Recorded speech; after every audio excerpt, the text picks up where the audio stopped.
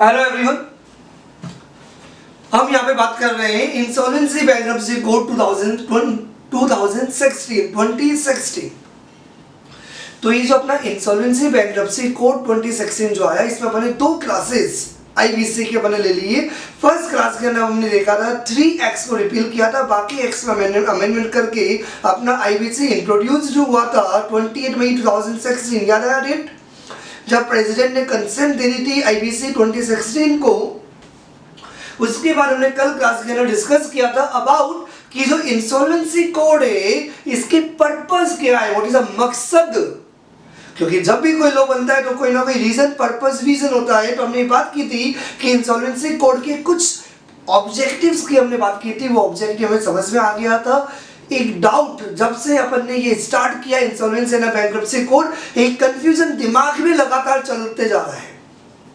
जो मैं डिस्कस करने जा रहा हूं वो एग्जाम के पॉइंट से बहुत ज्यादा रेलिवेंट नहीं है, इंपॉर्टेंट नहीं है, लेकिन confusion from the first day जैसे मैंने ये स्टार्ट किया इंसॉल्वेंसी एंड बैंक्रप्सी कोड 2016, तब से डाउट राइज हो रहा है।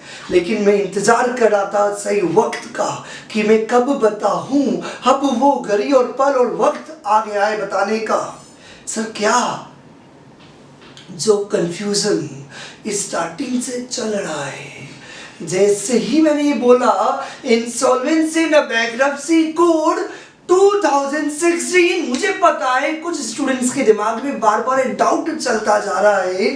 सर वो ये कि सर आपने बोला आईबीसी इंसॉल्वेंसी एंड बैंक्रप्सी, ये समझ में आता है। सर ये आपने कोड क्यों बोला, एक्ट भी तो बोल सकते थे। दिल चाहता है अकर बकर बम्बे बो, ऐसे नहीं करते कानून में। ये थोड़ी जब हमारा मन किया तो हमने एक्ट लिख दिया और जब हमारा मन किया तो हमने कोड लिख दिया। दिल चाहता है, बिल्कुल नहीं चाहता है तो क्या करें, कुछ तो होता ही होगा। सर क्वेश्चन क्या है? क्वेश्चन ये है कि हम जब बात करते हैं सीजीएसटी एक्ट, बहुत सारे एक्ट बने हुए एक्ट, एग्जीक्यूटिव के अंदर तुम लोग एक्ट पढ़ के आए हो और वही एग्जीक्यूटिव के अंदर कुछ कोड भी पढ़ के आए हो, आईपीसी इंडियन पिनल कोड। तो कंफ्यूजन ये है सर, कैसे डिटरमाइन करें कि कब एक्ट यूज करना और कब कोड यूज करना है। कुछ क्राइटेरिया तो होता होगा जो लॉ मेकर्स होते हैं कि वो कभी एक्ट लिख देते हैं और कभी कोड लिख देते हैं। बड़ा सिंपल है, इजी सा पॉइंट है, ज्यादा डिफिकल्टी नहीं है। कि जब लॉ मेकर्स जब भी कोई लॉ बनाते हैं किसी मैटर के रिगार्डिंग, तो उस लॉ को बनाते टाइम उनको लास्ट में एक्ट लिखना है या कोड लिखना है। इसका सिंपल क्राइटेरिया ये है कि code is used when there is a compilation of already existing laws. मतलब यदि किसी मैटर के रिगार्डिंग, सुनना बात ध्यान से, कोड कब यूज होता है, यदि किसी मैटर के रिगार्डिंग यदि पहले ही बहुत सारे लॉज बने हुए हैं और यदि उन सारे स्टैट्यूट्स और जो भी लॉज है उन सारे लॉज को यदि आप कंपाइल करते हो, कंसोलिडेट करते हो, क्या क्या यदि किसी मैटर के रिगार्डिंग आप कानून बनाने जा रहे हो, कानून बनाने नहीं जा रहे हो, कानून को कंपाइलिंग कर रहे हो। यदि किसी मैटर के regarding already number of laws are there, उन लॉज को हम क्या कर रहे हैं, कंपाइल। क्या कर रहे हैं, कंपाइलिंग दी ऑलरेडी एग्जिस्टिंग लॉज। मीन्स यदि ऑलरेडी बहुत सारे कानून बना हुआ है, लॉ बना हुआ है, यदि उनको आपने क्या किया, कंपाइल किया, कंसोलिडेट किया, तो जो लॉ आपके द्वारा बनाया जाएगा कंपाइलिंग के बाद, वो कंपाइल्ड लॉ को कोड का नेम दिया जाएगा। क्या नाम दिया जाएगा, कोड। और यदि आपने कोई नया मैटर यदि आपने डिसाइड किया, कुछ नए मैटर पे यदि आपने कोई लॉ बनाया, तो we will say that is a act. Means any new decision passed in the law, मतलब यदि आप कोई नई डिसीजन ले रहे हो, कोई नया मैटर के रिगार्डिंग यदि आप कोई लॉ बना रहे हो, तो वी यूज द एक्ट। और यदि ऑलरेडी लॉ बना हुआ है, जैसे मैंने पहले ही बताया था, तो तुम्हें स्टार्टिंग में समझ में आ गया था, इसलिए तो मैं बोल रहा था क्या कि मेरा बहुत मन कर रहा था लेकिन मैंने स्टार्टिंग में बताया नहीं, क्योंकि अब तो तुम्हें प्रैक्टिकली समझ में आ गया कि इंसॉल्वेंसी बैंक्रप्सी के आगे कोड क्यों है, क्योंकि ये जो लॉ बना हुआ है इंसॉल्वेंसी के रिगार्डिंग, तो पहली बार कानून नहीं बना, मैंने बताया था कि कंपनीज के रिवाइवल के लिए ऑलरेडी सीखा 1985 बना हुआ था, याद आया। इंडिविजुअल पार्टनरशिप फर्म के रिगार्डिंग भी ऑलरेडी लॉज बने हुए थे, हमने क्या किया, हमने कंपाइलिंग किया, जो लॉ बने हुए थे उन सारे लॉज को आपने क्या किया, कंपाइलिंग, कंसोलिडेटिंग। तो यदि आप कोई लॉ यदि बनाते हो सारे ऑलरेडी एक्सिस्टिंग लॉज को कंपाइल करके कंसोलिडेट करके, तो we use the term code. और यही रीजन है कि इंसॉल्वेंसी एंड बैंक्रप्सी कोड बोला गया, एक्ट नहीं बोला गया। ये जल्दी से लिख लो, ये जनरल नॉलेज के लिए, एक आइडिया के लिए बहुत जरूरी है कि यहाँ पे कोड वर्ड क्यों यूज हुआ, एक्ट वर्ड यूज्ड क्यों नहीं हुआ, उसके बाद अपन आगे कंटिन्यू करेंगे।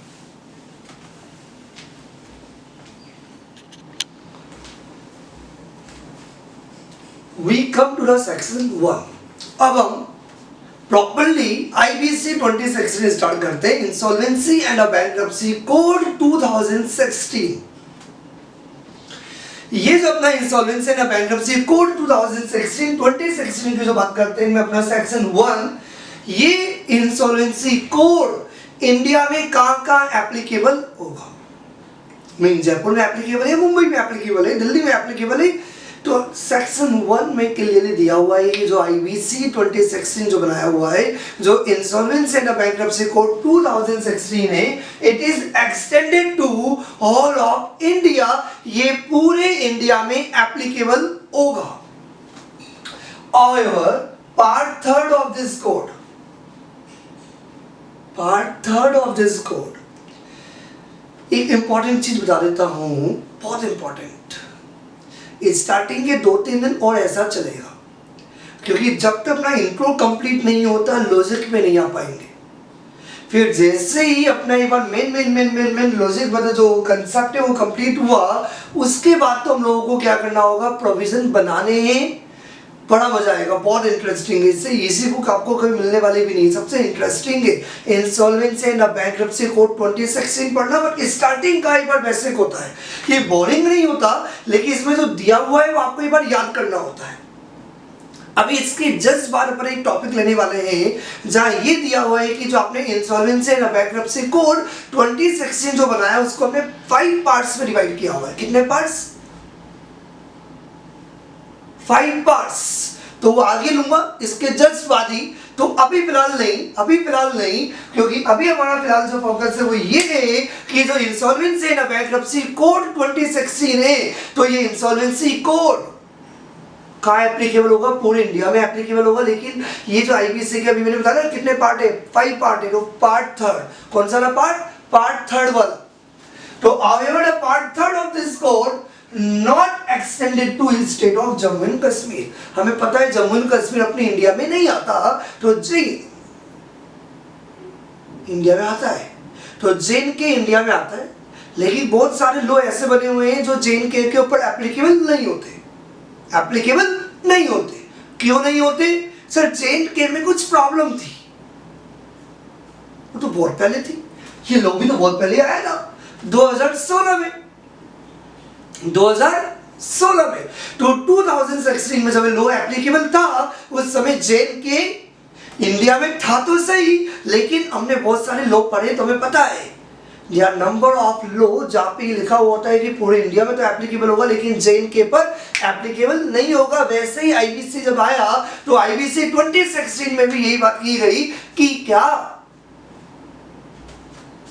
कि ये आईबीसी 16 पूरे इंडिया में एप्लीकेबल होगा, लेकिन ओनली नहीं, पार्ट 2 में कोई प्रॉब्लम नहीं है। ओनली जो पार्ट थर्ड है, कौन सा ना, पार्ट थर्ड है इस कोड का, वो जेन के ऊपर एप्लीकेबल नहीं होगा। अब कुछ बच्चे कंफ्यूज होंगे, सब भूल गए कि अभी कुछ हुआ था। जेन के हमारा इंडिया है, इंडिया में इंक्लूड हो जाएगा, कुछ हुआ था, नरेंद्र मोदी की जय हो, कुछ हुआ था, याद दिलाने की जरूरत नहीं है। With effect from 18th March 2020, there is amendment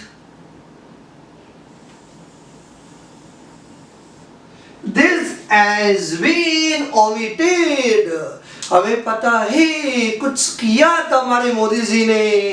Narendra Modi जय हो जय हो जय हो। JNK में जाके प्रॉपर्टी खरीदो, JNK इंडिया का पार्ट है, बहुत कुछ हुआ था। अमेंडमेंट आ गया। ये बताना इसलिए जरूरी है क्योंकि बहुत इंपॉर्टेंट था, क्योंकि आपको पता होना चाहिए ओरिजिनली ये रिसेंट अमेंडमेंट है। क्या कहना चाह रहा हूँ, सब बात समझ में आई। फिलहाल आपको यही याद रखना है, स्टार्टिंग में जब 2016 IBC 2016 2016 में जब एप्लीकेबल हुआ, उस समय बोला गया था कि IBC का पार्ट 2 में कोई प्रॉब्लम नहीं होगी, पार्ट थर्ड जो है ना वो पार्ट थर्ड JNK के ऊपर एप्लीकेबल नहीं होगा। But now it's been amended, अब there is only one provision is applicable, चाहे JNK हो, जम्मू एंड कश्मीर हो या बाकी अदर एरियाज हो। ये जो इंसॉल्वेंसी कोड है ये पूरे इंडिया के अंदर एप्लीकेबल होगा। तो section 1 is only one line is there, IBC 2016 extended to whole of India. Clear? Very good. Now we come to section 2। ये फॉर्मेलिटी के लिए बता रहा हूँ, फर्स्ट डे से बार बार बोले जा रहा हूँ, तो आज हम प्रॉपर टेक्निकल लैंग्वेज में पढ़ेंगे। लेकिन स्टार्टिंग से बोला कि IBC आने से पहले individual, partnership firm, LLPs, company, सबके लिए इंसॉल्वेंसी के लॉ बने हुए थे। तो हमने क्या किया, उन सारे लॉ को compile, consolidated into one law. तो इसका मतलब ये हुआ कि जो इंसॉल्वेंसी जो लॉ बनाया आपने 2016 IBC, ये एप्लीकेबिलिटी बहुत वाइडर है। इंडिविजुअल के ऊपर भी एप्लीकेबल होगा। यदि कोई इंडिविजुअल है, जो मैंने बताया चिन्मय जैन, पार्टनरशिप फॉर्म चिन्मय कंपनी, चिन्मय लिमिटेड कंपनी, तो यदि आपका कंपनी हो, बॉडी कॉर्पोरेट हो, तो इस सब के ऊपर एप्लीकेबल होगा। LLP के ऊपर भी एप्लीकेबल होगा। समझ में आ रही बात? Section 2 applicability of the IBC 2016। ये IBC 2016 किन किन के ऊपर एप्लीकेबल होगा?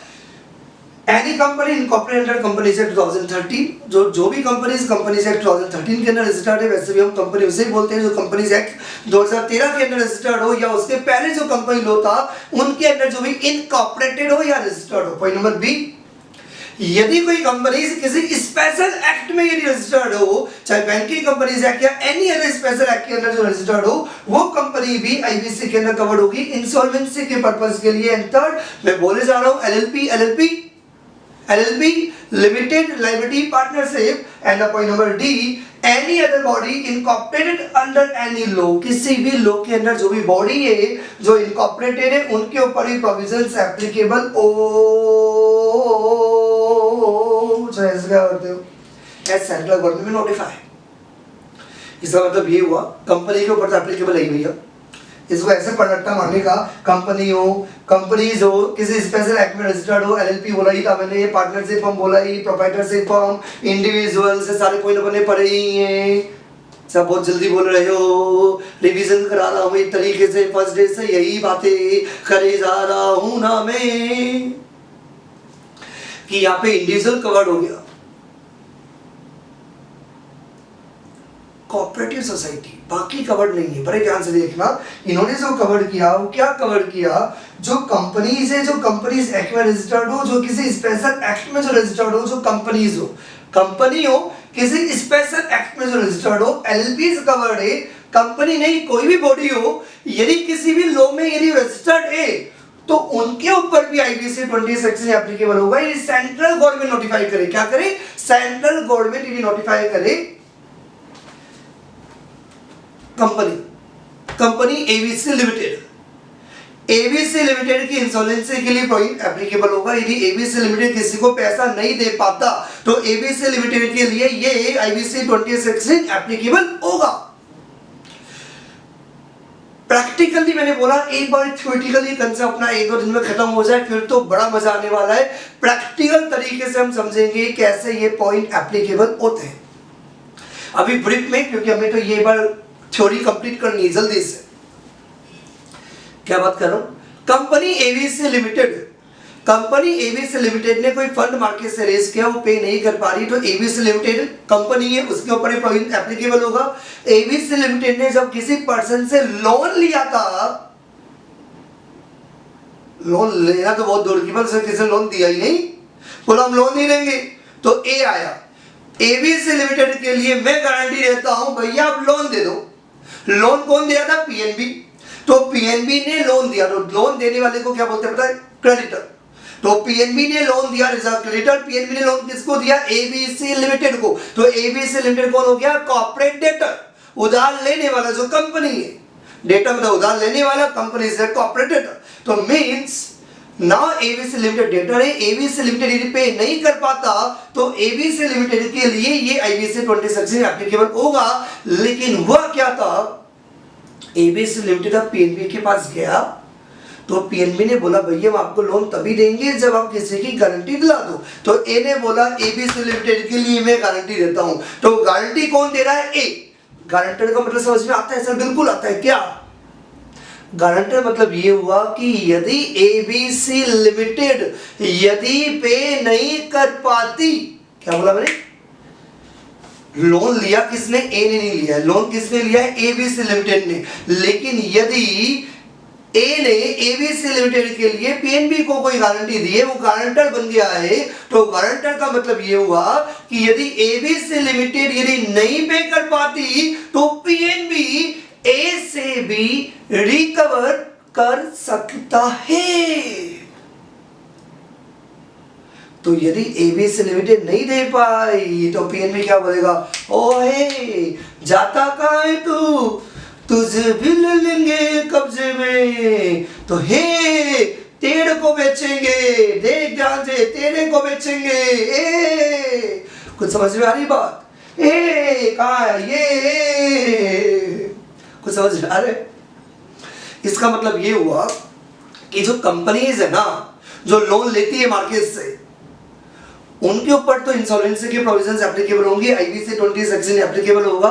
यदि उन कंपनीज के लिए जो गारंटर से पर्सन जो गारंटी देते हैं लोन के लिए, तो यदि कंपनी रिपे नहीं कर पाती तो पर्सनल गारंटर्स के ऊपर भी ये प्रोविजंस एप्लीकेबल होगा। Personal guarantors to corporate debtors. चलो अभी भी समझ नहीं आया, आपको ये समझना पड़ेगा। यदि किसी इंडिविजुअल ने लोन लिया तो इंडिविजुअल के लिए एप्लीकेबल होगा, इंडिविजुअल के लिए पॉइंट एप्लीकेबल होगा। पार्टनरशिप हमने लोन लिया तो पार्टनरशिप हम की इंसॉल्वेंसी के लिए लोन ये आईबीसी 2016 एप्लीकेबल होगा। यदि वो रिपे नहीं कर पाते तो इंडिविजुअल के लिए एप्लीकेबल है, पार्टनरशिप फर्म के लिए एप्लीकेबल है, सोल प्रोप्राइटरशिप फर्म के लिए एप्लीकेबल है, एलएलपी के लिए एप्लीकेबल है, कंपनी के लिए एप्लीकेबल है, स्पेशल एक्ट के अंडर जो रजिस्टर्ड है उनके ऊपर एप्लीकेबल है। और यहां तक कि तो सेंट्रल गवर्नमेंट के द्वारा जो बॉडी कॉर्पोरेट है, जो नोटिफाइड है, उनके ऊपर भी एप्लीकेबल है। ये नया पॉइंट क्या कहता है, एक बार ऑपोजिट समझ लो। कंपनी नहीं, इंडिविजुअल की बात हो रही है, कंपनी नहीं इंडिविजुअल की बात हो रही है, क्योंकि कंपनी की इंसॉल्वेंसी के लिए आईबीसी 2016 को पहले ही एप्लीकेबल हो रहा है ना। क्या है? एग्जांपल लेते हैं, सुनो बात। एबीसी लिमिटेड ने पीएनबी से लोन लेने के लिए गई। एबीसी ने बोला पीएनबी जी सुनो जी हमें लोन दे दो जी। पीएनबी ने डायरेक्टली एबीसी लिमिटेड को लोन दे दिया, तब तो बात खत्म हो गई, तब तो ओनली कंपनी कवर्ड होगी। लेकिन एबीसी लिमिटेड जब लोन के लिए पीएनबी में गई तो हुआ कुछ इस तरह। पीएनबी ने बोला कि हमें किसी की इंडिविजुअल की गारंटी चाहिए, यदि आप गारंटी दिला दोगे तो एबीसी लिमिटेड सुनो हम तुम्हें लोन दे देंगे, but we need a guarantee.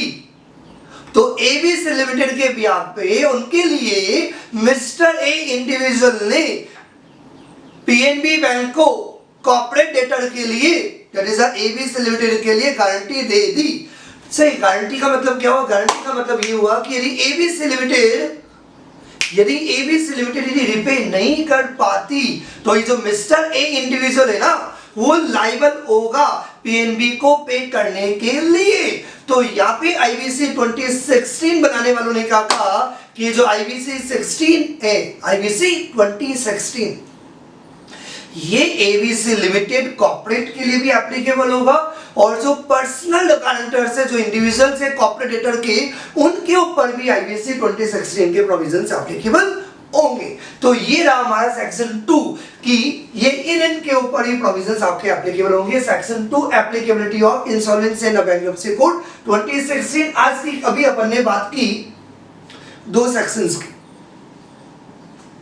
One is section 1 के अंदर दिया हुआ है एक्सटेंड, क्या एक्सटेंड, आईबीसी पूरे इंडिया में एप्लीकेबल होगा, पूरे इंडिया के अंदर एक्सटेंड होगा, पूरे इंडिया के अंदर एप्लीकेबल होगा। और सेकंड के अंदर ये किन किन पर्सन्स के ऊपर एप्लीकेबल होगा, ये किन पर्सन्स के ऊपर, कौन से पर्सन्स, कंपनी के ऊपर एप्लीकेबल होगा जो कंपनी किसी स्पेशल एक्ट के अंदर आती है, एलएलपीज, जो कंपनी नहीं हो मतलब कोई भी बॉडी जो किसी भी लोग के अंदर एस्टेब्लिश्ड हो लेकिन सेंट्रल गवर्नमेंट के द्वारा नोटिफाइड हो, personal guarantors to corporate debtors, जो पार्टनरशिप फर्म्स है, सोल प्रोप्राइटरशिप फर्म है, और जो भी इंडिविजुअल्स है, क्योंकि जो इंडिविजुअल पॉइंट नंबर 1 के अंदर कवर्ड आ गए उनके ऊपर तो एप्लीकेबल है ही, और जो पॉइंट नंबर 1 के अलावा जो इंडिविजुअल्स है अलावा उनके ऊपर भी एप्लीकेबल है, क्योंकि फर्स्ट डे से बोल रहा हूं कि IBC 2016 individual, partnership firm, LLP सबके ऊपर एप्लीकेबल है, कंपनी सबके ऊपर एप्लीकेबल है।